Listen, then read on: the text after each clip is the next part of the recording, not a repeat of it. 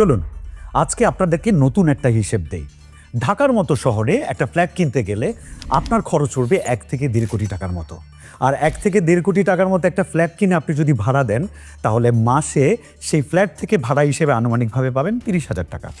30,000 টাকা প্রতি মাসে যদি পান, তাহলে আপনার লগ্নি করা 1.5 কোটি টাকা তুলে আনতে আপনার সময় লাগবে আনুমানিক 42 বছর। 40 বছর বয়সে আপনি যদি 1.5 কোটি টাকার ফ্ল্যাটটা কেনেন, তাহলে আপনার লগ্নি করা টাকাটা আবার ফেরত পেতে আপনার সময় লাগবে যখন আপনার বয়স হবে 82 বছর। একবার ভেবেছেন? অথচ আপনার এই প্রপার্টির ভ্যালু যত না বাড়বে, তার চেয়ে বেশি বছরকে বছর তার মেনটেনেন্স খরচ বাড়বে। অথচ এর চেয়ে কম খরচে আপনি কিন্তু আপনার এই থাকার চাহিদাটা পূরণ করতে পারতেন। কিন্তু আপনি কি করেছেন?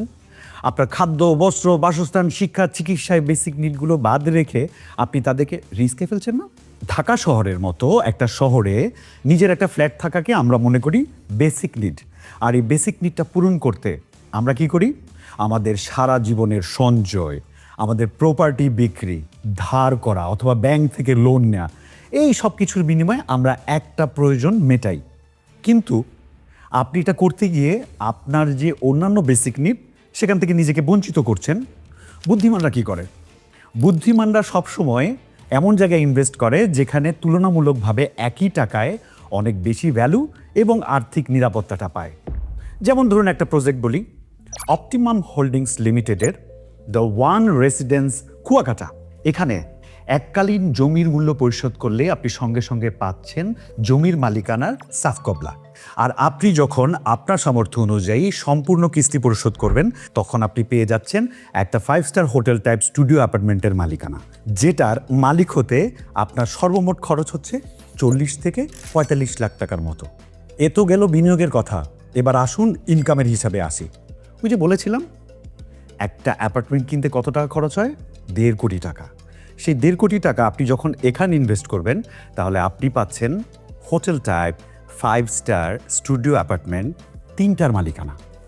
হোটেলটি যদি বছরের অর্ধেক সময় অর্থাৎ 180 দিন বুকিং না পায়, তাহলে বাকি 50 ভাগ সময় অর্থাৎ 180 দিন বুকিং পাচ্ছে।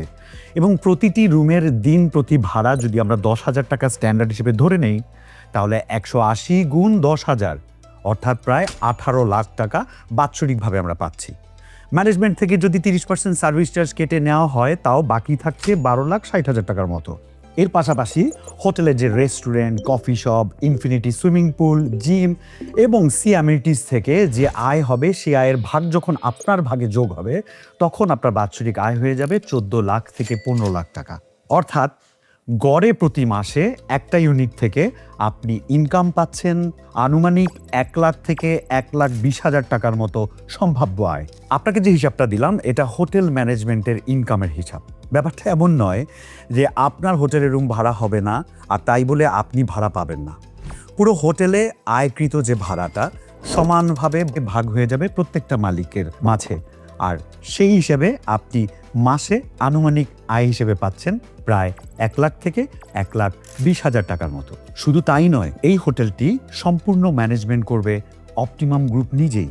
তাই আপনি এবং আপনার বিনিয়োগ থাকবে নিশ্চিন্তে।